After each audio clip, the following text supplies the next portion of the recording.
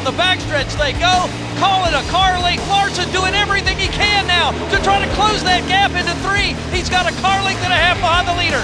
Larson picking up ground. Now his car wiggles. He's out of time. Denny Hamlin is going to hold on to win the Worth 400 here at Dover Motor Speedway. Up front, one more set of turns. Reddick with a 3-car length advantage now. Pulling away as he comes out of 4. Tyler Reddick is going to win again. This time it's in Michigan.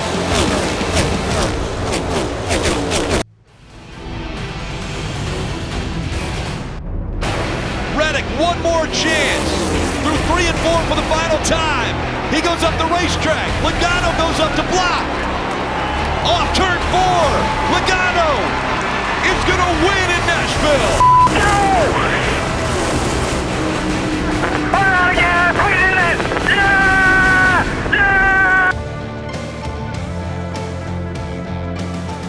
One lap to go here.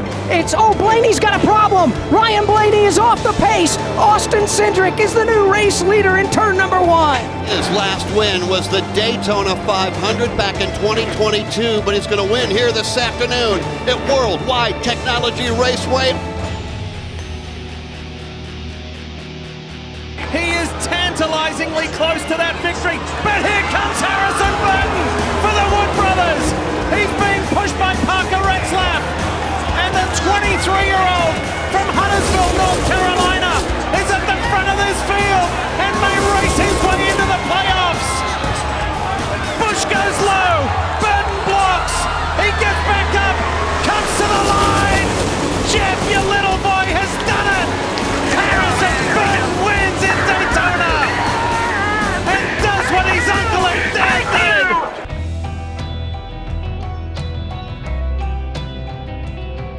Briscoe wants to race his way in like Chastain does. Here goes Briscoe on the inside. The big move from Chase Briscoe. This could be the difference between making the playoffs or not. Can Briscoe hang on? Or has Kyle Busch got something? Both guys are going to break a very long winless streak. But who will it be? Kyle Busch throwing everything at Chase Briscoe he can. It's a win and you're in. And the 29-year-old from Mitchell, Indiana, Chase Briscoe wins the Southern 500.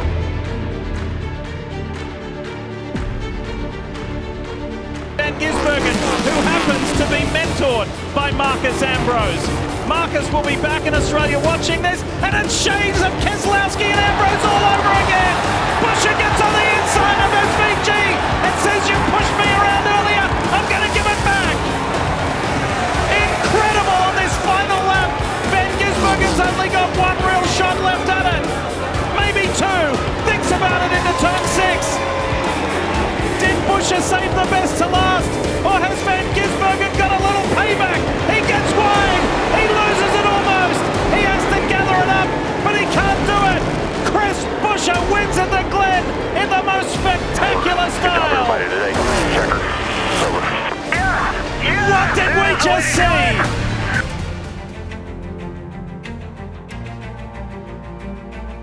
Here comes Ricky Stenhouse Jr. through the tri-oval. Keselowski down low. Stenhouse high. Byron goes for it on the outside. Good work, dude. Let's see, we get it.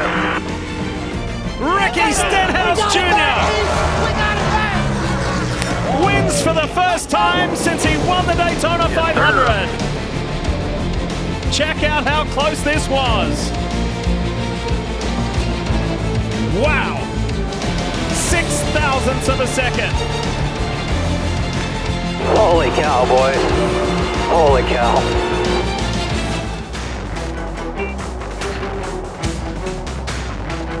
Buescher will lead for the final time off turn 2. He's a car length and a half to the good over Kyle Larson. Here comes Larson again. A final try. He's looking to the high side. Here he comes. Larson squeezes up against the fence. Chris Buescher gives him room. We're going to drag race to the start-finish line. Here comes Truex. They bang sideways at the line. Photo finish in the Advent Health 400 as they crash behind them. Chris Buescher by 1/1000th of a second beats Kyle Larson to the line.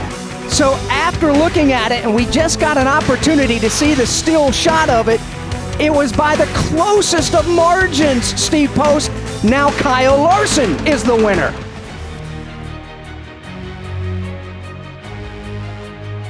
Big time push from Bubba Wallace to Kyle Busch. Wallace looks inside. Busch right at the Blaney's rubber. Crossover move. Kyle Busch up high. They're 3 wide for the lead. It's Daniel Suarez up high with Busch in the middle. 3 wide for the lead here in Atlanta, coming back to the start-finish line. Blaney down on the inside, and Ryan Blaney looks like he's going to pull it off by about 2 feet here. Now they're going to Daniel Suarez. They're going to credit with the win. Doug, NASCAR scoring is saying Daniel Suarez won by 0.003 of a second, but I'm like you. I thought Blaney got there first.